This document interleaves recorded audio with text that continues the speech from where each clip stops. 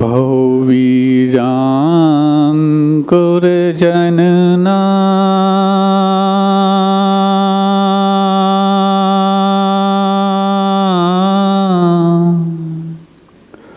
भौवीजाङ्कुरजनना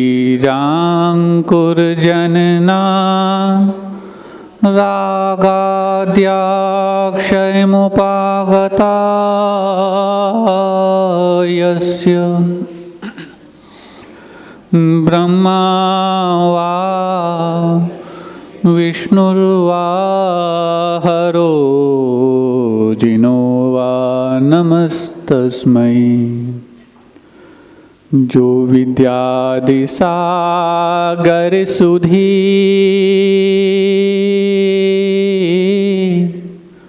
जो विद्यादि सागर सुधी गुरु हैं हितैषी शुद्धात्म में निरत नित्य हितोपदेशी।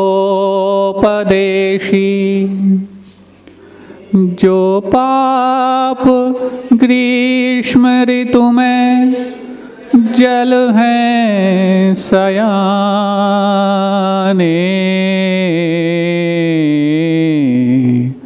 पूजूं उन्हें सतत केवल ज्ञान पाने।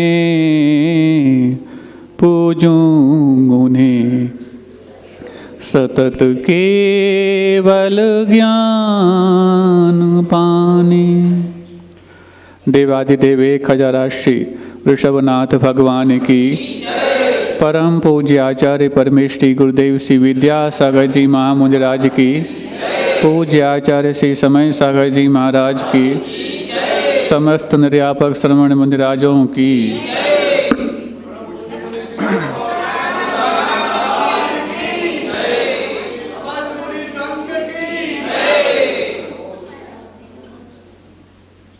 किसी की महिमा को बढ़ाने के लिए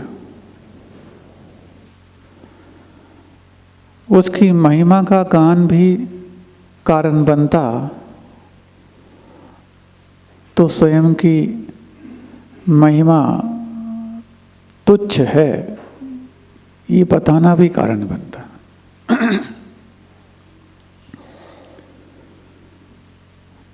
महिमा का गान यदि भक्ति के रूप में हो तो भक्ति मात्र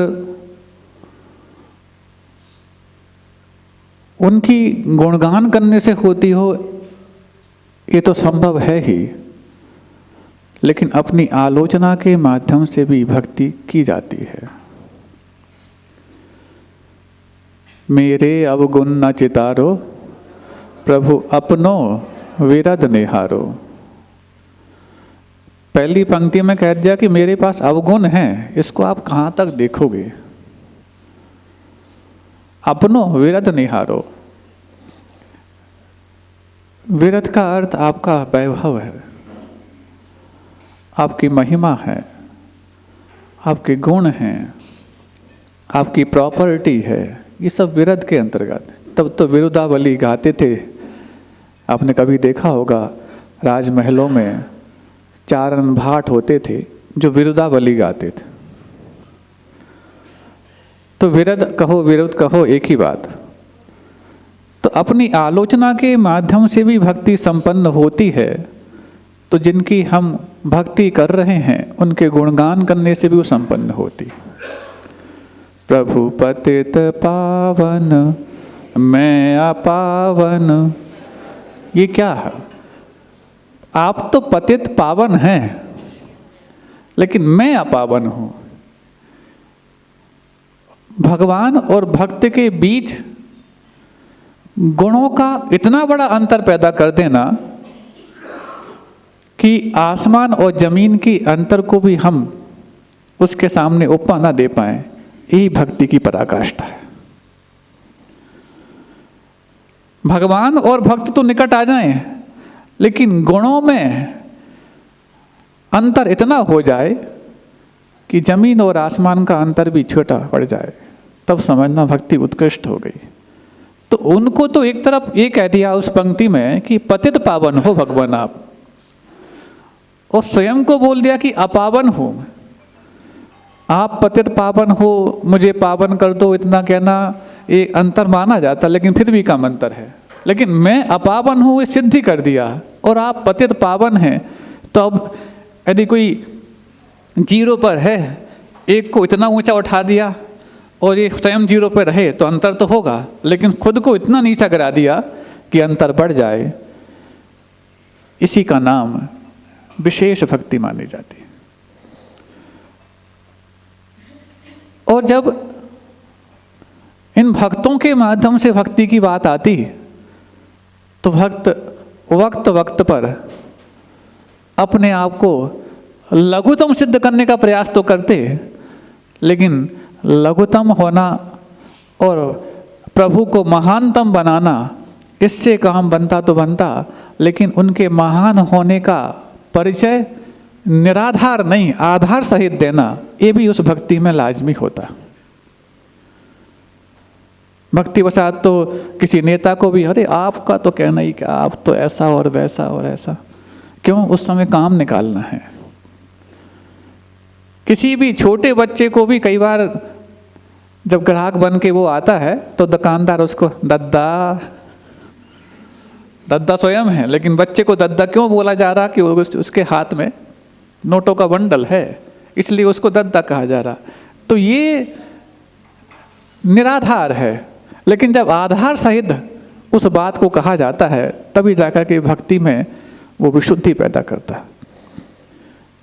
गुणानुरागो भक्ति, गुणों के प्रति अनुराग, इसी का नाम भक्ति है। लेकिन अनुराग तो तब जब गुणों का अनुमान ठीक लगाया गया हो। अनुपम है गुण मान लिया, लेकिन आपका अनुमान उस अनुपम गुण को पूरा पहचान पाया है, ये प्राप्त करना इतना आसान नहीं। चर्चा नहीं करो,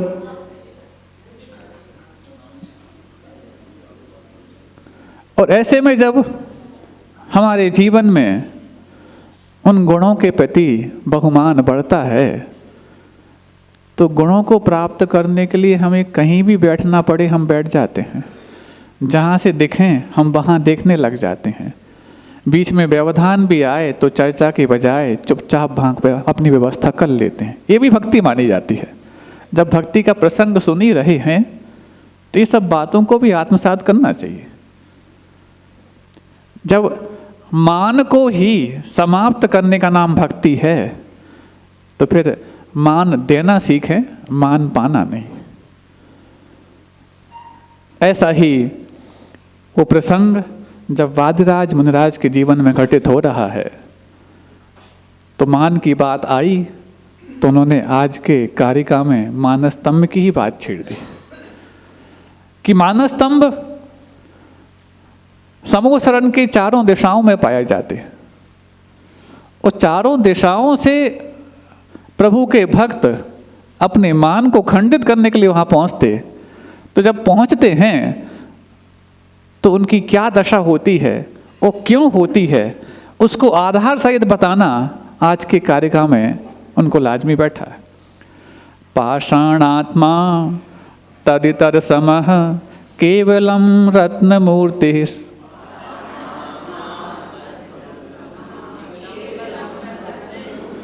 पाषाणात्मा तदितर समः केवलम रत्नमूर्तिर्,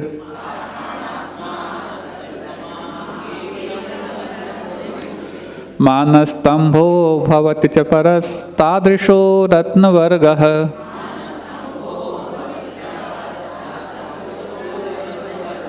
मानस्तंभो भवति च परस्तादृशो रत्नवर्गः,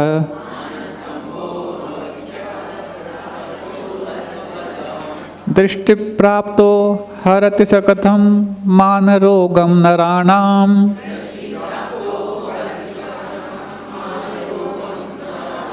दृष्टि प्राप्तो हरति स कथं मानरोगं नराणाम्,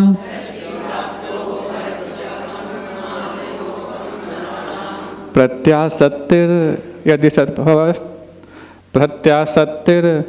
च भव तस्य तस् हाँ प्रत्यासत्तिर यदि न भवतस् तस्य तच्छक्ति हेतु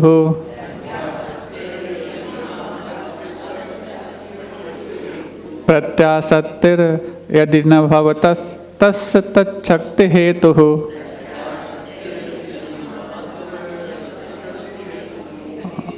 एक अक्षर भी यदि यहाँ से यहाँ होता है तो आपके मुख में वो बाधा उत्पन्न करने लग जाता है, तो तुरंत समझ में आ जाता है कि कहीं ना कहीं कोई चूक हो रही है। यही तो भारतीय लेखकों का और भारतीय मनीषियों का एक चमत्कार है कि उन्होंने आनंद के लिए यदि किसी काव्य का सृजन किया है तो काव्य भी लयबद्ध तब होगा जब वो छंदबद्ध होगा, और छंदबद्ध होगा तभी जब किसी बंधन को स्वीकार किया जाएगा। नहीं है तो फिर पाश्चात्य काव्य हाँ कुछ भी कहते जाओ, कुछ भी जोड़ते जाओ, बस हाँ आगे पीछे जोड़ दो, उनका बन जाता है, चाहे पॉप हो चाहे कोई भी हो। लेकिन यहाँ पर नहीं है, पॉप म्यूजिक नहीं, यहाँ पर तो टॉप म्यूजिक है। और जब टॉप म्यूजिक होता है तो एक अक्षर भी यहाँ से वहाँ होता है तो वहाँ पर आपको वही दोबारा पढ़ो उसको, ये बोल देता है।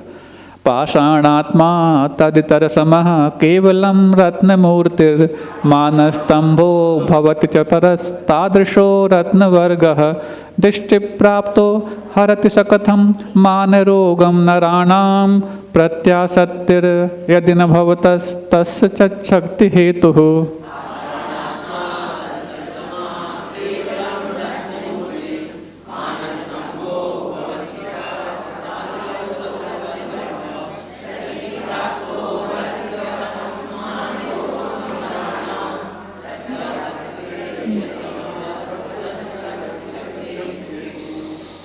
हाँ, कई प्रकार की आत्मा सुनी होंगी आपने, पापात्मा, पुण्यात्मा, धर्मात्मा, जड़ात्मा, दुरात्मा।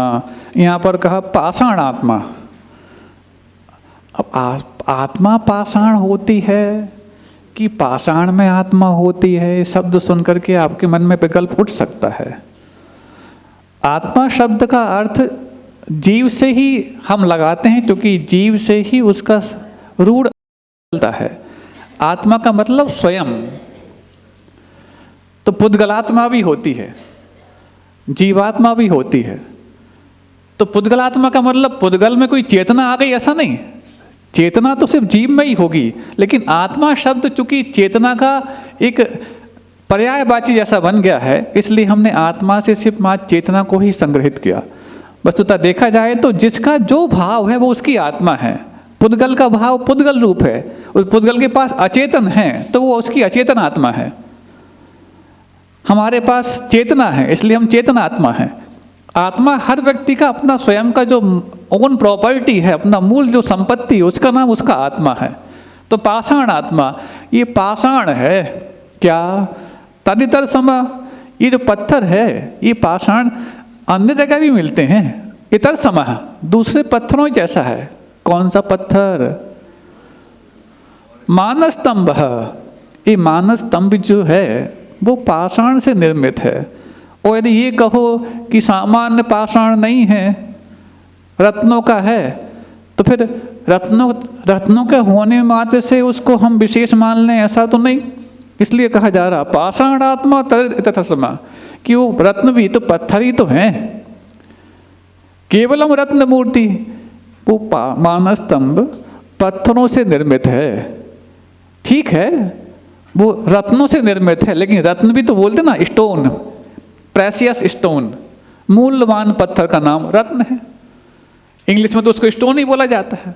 आप ये सामान्य पत्थर को भी इंग्लिश में बोलोगे तो स्टोन बोलोगे, रत्नों को भी स्टोन बोलते हो। बस एक प्रेसियस है और एक अनप्रेसियस है, नॉन प्रेसियस है, बस इतना ही है। एक मूल्यवान है और एक इतने मूल्यवान नहीं है।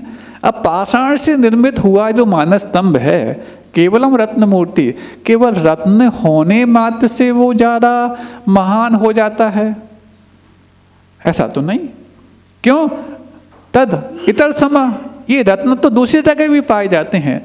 पत्थर का बोलो तो पत्थर भी दूसरी जगह पाए जाते हैं, और ये बोलो कि रत्नों से निर्मित तो रत्न के दूसरी जगह नहीं पाए जाते। लेकिन रत्न मात्र होने से परस्तादिशो रत्न वर्गा, वो दूसरी जगह भी रत्न देखने को मिलते हैं, रत्नों के समूह भी देखने को मिलते हैं। जौहरी के पास तो रत्नों का भंडार होता है। तो फिर क्या, दृष्टि प्राप्तो हरति सकथम मान रोगम नराणाम, ये देखने मात्र से ही दूसरों के मान रूपी रोग को हरता है। मान स्तंभ क्या करता, मान को स्तंभित कर देता, मान को शमन कर देता। ये पाषाण का होने से मान का शमन करता हो, हमें तो समझ में नहीं आता, पत्थर तो और जगह भी हैं। रत्नों का होने से मान का शमन करता हो, रत्न तो बहुत हैं, वो तो मान बढ़ाने के कारण बनते हैं। तो फिर क्यों करता, दृष्टि प्राप्तो हरति सकथम मान रोगम नराणाम, मान रूपी रोग, बाकी रोग तो ठीक है, कुष्ठ रोग और ये रोग और वे रोग तो ठीक है, मान रूपी रोग को हरण करने में यदि उसका पाषाण कारण बनता हो तो पाषाण दुनिया में सब जगह पाया जाता। रत्नों से निर्मित है, रत्न कारण बनते हो तो रत्न दूसरी जगह भी पाए जाते, लेकिन कारण तो कुछ और है। दृष्टि प्राप्त तो दूसरी जगह भी सब देखे जाते हैं ये सब चीज़ें। तो प्रत्यासत्ते यदि न भव भवतः तस् तत्शक्ति हेतु कथम स हरति, यदि आपकी प्रत्याशक्ति, आपकी समीपता, आपकी निकटता यदि उस मानस स्तंभ को प्राप्त नहीं होती तो बताओ उसमें ऐसी शक्ति कैसे आती कि दूसरों के मान रूपी रोग को वो हर सकते। भगवान आपका निकटता है, आपकी समीपता है, इसी कारण से उस पाषाण में भी वो शक्ति आ गई कि पाषाण हृदय लोगों को भी वो पानी पानी कर सकता है। मानी व्यक्ति कौन होता, कठोर होता, अरे पत्थर दिल है ये तो झुकता ही नहीं। अब उस पत्थर दिल को भी पत्थर ठीक ठाक कर रहा है, तो पत्थर मार के नहीं, इस पत्थर दिल वाले को ही पत्थर में भी पत्थर मानना नहीं, परमात्मा मानना आ रहा है, इसलिए उसके मान को वो ठीक कर रहा है। इसलिए प्रत्याशक्ति यदि न भवतः तस् तत्शक्ति हेतु, तत्शक्ति हेतु, तो तत् और शक्ति था तो ता का वहाँ पर श होने से चा हो गया, और चा होने से यहाँ पर वो छा हो गया, तत्शक्ति हेतु हो गया। जगत शांति कराए बोलते ना, जगत शांति कराए है, संधि होने से ता के योग में वहाँ पर वो श जो छा हो जाता है, और छा होने के कारण ये वापस लौट के ता च हो जाता है। ऐसा वो संधि का नियम है। जगत शांति कराए श्री शांतिनाथाय नमः। हाँ, शांति कराए का मतलब कोई, शांति का मतलब वो शांति नहीं है जो उसको क्षमा बोलते हैं, शांति शब्द है, वो शांति का संधि होने से छा हो जाता है। तो ऐसे यहाँ तत्शक्ति हेतु, तत्शक्ति हेतु, संधि विच्छेद करेंगे तो क्या निकलेगा, तत्शक्ति हेतु। उस पाषाण में ये शक्ति का हेतु और कोई नहीं भगवान, आपकी समीपता है, आपके पास वो, या आप उसमें बिंब के रूप में भी विराजमान हैं, तो उसमें ऐसी शक्ति आ गई कि वो पाषाण भी पाषाण दिल को पानी पानी करने में कारण बन गया। और जब मान रूपी रोग ठीक हो जाते हैं उससे, क्योंकि मनुष्य के पास सबसे बड़ा रोग क्या, बाकी रोग तो फिर भी, लेकिन ये तो पर्यायगत रोग है। प्रत्येक चारों पर्यायों में, चाहे मनुष्य हो, त्रियंच हो, नारकी हो अथवा देव हो, इनमें एक एक कषाय तो प्रमुखता से पाई जाती है। देवों में लोभ प्रमुखता से है। लोग सोच सकते हैं देवों में लोभ क्यों, उनके पास तो अटूट संपदा होती है। ये संपदा ही तो लोभ ज्यादा कराती है। लाभात लोभ प्रजायित, लाभ से ही लोभ पैदा होता है। दूसरा, त्रियंचों में माया, महाराज वो तो बहुत सीधे साधे होते हैं, लगते नहीं कि मायाचारी, अरे उनके पास इतनी मायाचारी होती क्योंकि उनको अपनी सुरक्षा का जो भय होता है, वो सुरक्षा का भय ही उनको मायाचारी कराता रहता है। आपने भोजन डाल भी दिया गाय को तो आंखें घुमाती रहेगी, कोई आ तो नहीं रहा, कोई आ तो नहीं रहा। बिल्ली टपक के ऐसे दूध पीती है जैसे कोई देख ना रहा हो। ये क्या है, मायाचारी है, शुद्ध मायाचारी। ये माया कषाय के माध्यम से ही उसको त्रियंच पर्याय मिली, उसका प्रभाव उसकी माया चारी पने देखने को मिल रहा है। क्रोध की अति होने पर ही नार की पर्याय मिली, और नरकों में क्रोध अधिकतम पाया जाता है। ये त्रियंच और नारकी और देवों में है। संतोष गुण के माध्यम से देव पर्याय मिली, लेकिन वहाँ लोभ पाया जाता है। और मृदुता के माध्यम से मनुष्य पर्याय मिली, लेकिन यहाँ पर मान पाया जाता है। ये दो गतियाँ जो हैं, त्रियंच गति और नरक गति, इसमें जिस कारण से मिलती हैं वो पर्याय में वो प्रभाव देखने को मिलता है।